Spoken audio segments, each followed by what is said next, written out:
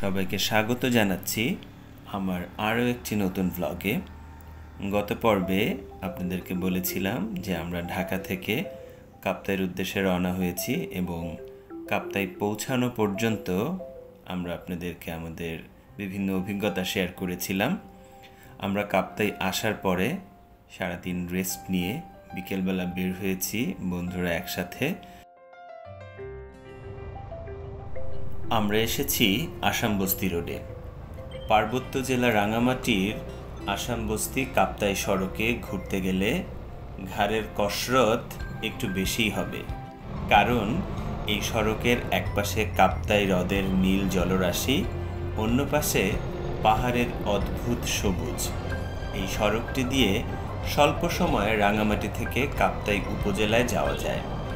আর এর দুপাশে গড়ে উঠেছে বড়গাং, রাইন্না টুইন, বেড়ান্নে লেক এবং বাগি লেক ভ্যালির মতো বেসরকারি পর্যটন কেন্দ্র। সড়কের পাশ ঘেঁষেই বুদ্ধগুরু মহাসাধক সাধনানন্দ মহাস্থবির জন্মস্থান।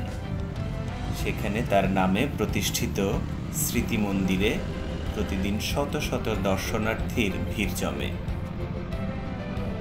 স্থানীয় সরকার প্রকৌশল অধিদপ্তর সূত্র জানায়, 2017 সালের 13 জুন ভয়াবহ পাহাড় ধসে সড়কটি ব্যাপক ক্ষতিগ্রস্ত হয়।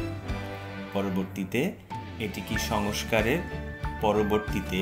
এটিকে সংস্কারের উদ্যোগ নেয় স্থানীয় সরকার প্রকৌশল অধিদপ্তর। প্রায় 50 কোটি টাকা ব্যয়ে সড়কটিকে 2 লেনে উন্নীত করা হয়। নির্মাণ করা হয় 3টি নতুন সেতু।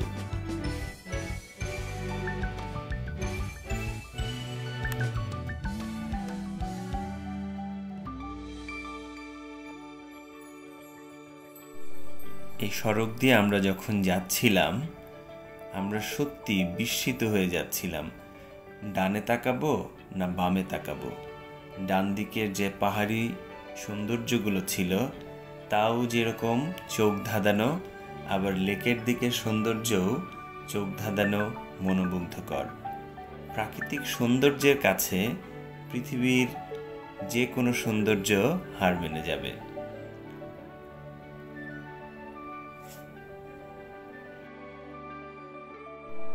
যেহেতু আমি গোপ্রো দিয়ে ভিডিও করেছি, গোপ্রোর একটা বিশেষত্ব হচ্ছে গোপ্রো আপনার ফুটেজকে স্টেবল রাখবে, তবে গোপ্রো কিন্তু অনেক দূরের ভিউগুলোকে ডিটেইল কখনোই দেখাতে পারে না।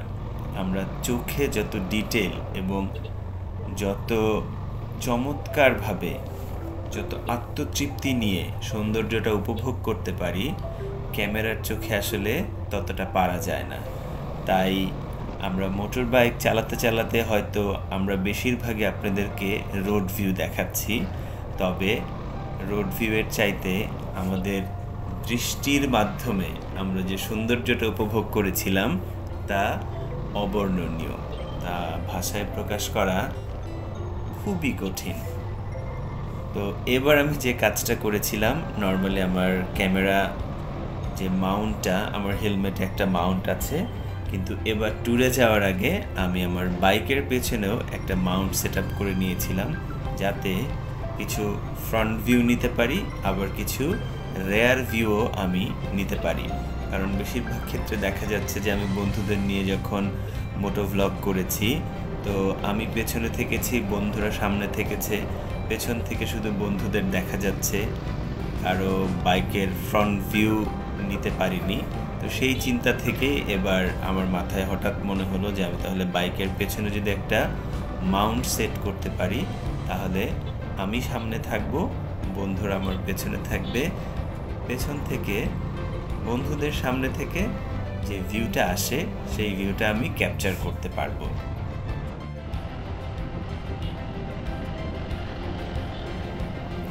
তো এখানে কিছু ফুটেজ আমি হেলমেট মাউন্ট থেকে নিয়েছি, আবার কিছু ফুটেজ আমি আমার বাইকের পেছনে একটা মাউন্ট সেট করেছিলাম সেই মাউন্ট থেকে নিয়েছি। তো এই সড়ক দেখতে যেমন সুন্দর তেমনি কিন্তু ভয়ঙ্কর। এই কারণে পাহাড়ি রাস্তা, উঁচু নিচু এবং আঁকাবাঁকা রাস্তা। এই উঁচু নিচু এবং আঁকাবাঁকা রাস্তায় আপনি যদি সাবধানতা অবলম্বন না করেন, দুর্ঘটনা নিশ্চিত। আর এই সুন্দর রাস্তাটার আরেকটা ভয়ের দিক হচ্ছে এই রাস্তার কিছু কিছু জায়গায় হাতি চলাচল করে, হাতি পারাপার হয়, যেটা সাইনবোর্ডের মাধ্যমে দিক নির্দেশনাও দেওয়া আছে। সচেতন এই রাস্তায় যারা বিশেষ করে নতুন যাতায়াত করে তাদের জন্য একটা সতর্কতামূলক সাইনবোর্ড ওই বিভিন্ন জায়গায় বিভিন্ন স্পটে দেওয়া আছে। তো আমরা প্রথমে একটু ভয় পেয়েছিলাম, বিশেষ করে ফেরার সময় মনে হচ্ছিল যেহেতু সন্ধ্যা নেমে আসছে এবং সন্ধ্যার সময় নাকি হাতি বেশি পারাপার হয়, সো হঠাৎ করে যদি আমাদের সামনে এক বিশাল হাতি চলে আসে বা এক ঝাঁক হাতি চলে আসে, আমরা কি করব। সো সেটা নিয়ে একটু আমরা দ্বিধাগ্রস্ত ছিলাম, একটু আতঙ্কিত ছিলাম।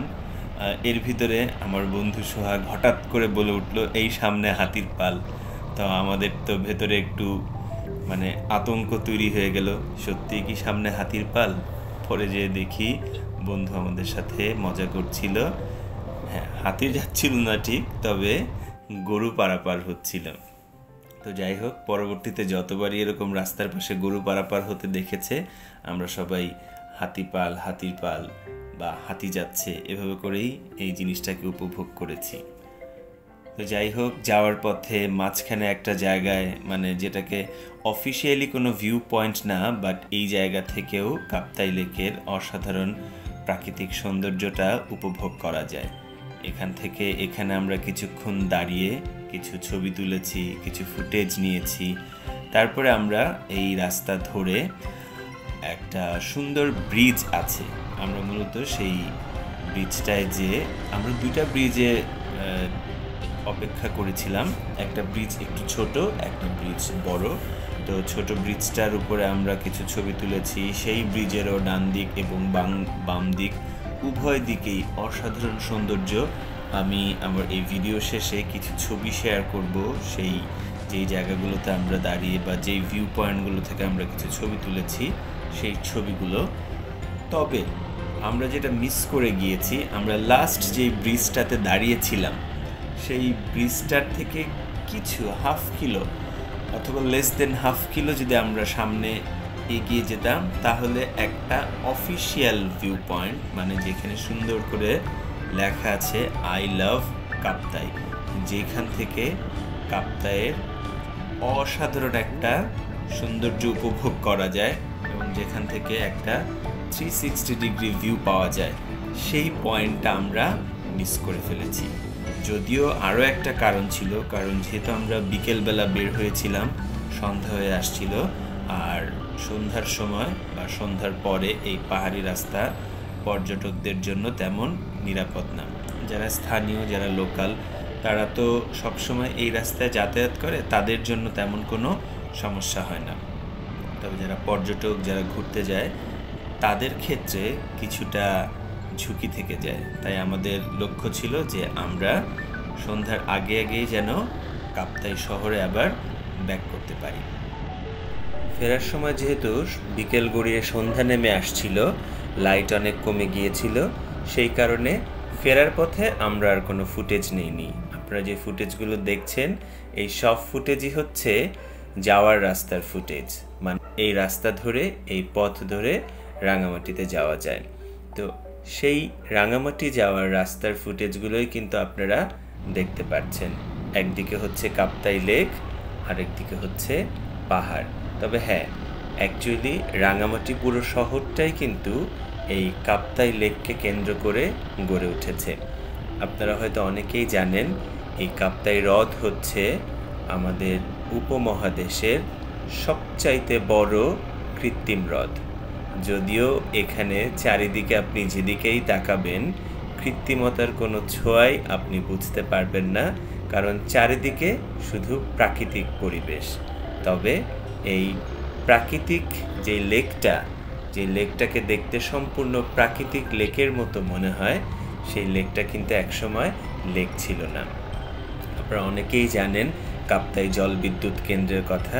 এই জলবিদ্যুৎ কেন্দ্রের জন্য যে ড্যাম তৈরি করা হয়েছে, সেই ড্যামের কারণেই কিন্তু এই কাপ্তাই হ্রদ সৃষ্টি হয়েছে।